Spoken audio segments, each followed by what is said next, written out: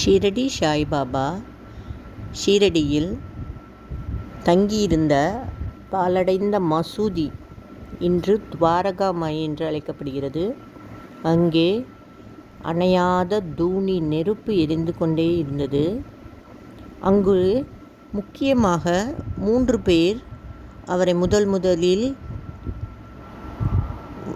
வணங்க ஆரம்பித்தார்கள்.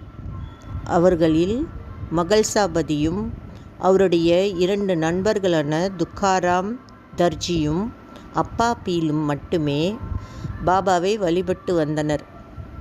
அவர் எப்படி முதலில் அவருடைய சக்தியை வெளிப்படுத்தி நிற்கிறார் என்றால், இது சத்சரித்தில் பதிவு செய்யப்பட்டிருக்கிறது.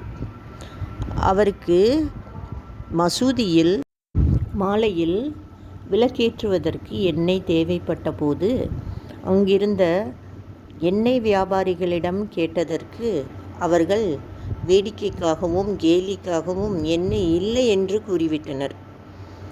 பாபாவும் தன் மசூதி திரும்பி தகர குவளையில் தண்ணீரை எடுத்து விளக்குகளில் ஊற்றி விளக்கேற்றினார்.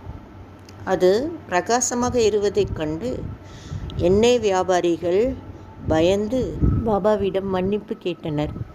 இந்த நிகழ்ச்சி ஷீரடி மக்களிடம் பரவியது. பாபாவின் சக்தியை அறிந்து மக்கள் அனைவரும் பாபாவிடம் சரணடைந்தனர். எந்த ஒரு நிகழ்வு நடத்துவதாக இருந்தாலும் பாபாவிடம் சென்று அனுமதி பெற்றே அந்த நிகழ்வை நடத்தினர்.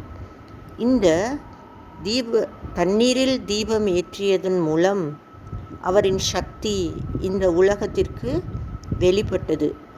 இதனால் தான் நமக்கு ஷீரடி சாய்பாபா என்ற சத்குரு பொக்கிஷமாக நமக்கு கிடைத்தார். இவரின் சக்தியை இன்றும் பலருக்கு நடக்கும் அற்புதங்கள் மூலம் நாம் அறியலாம்.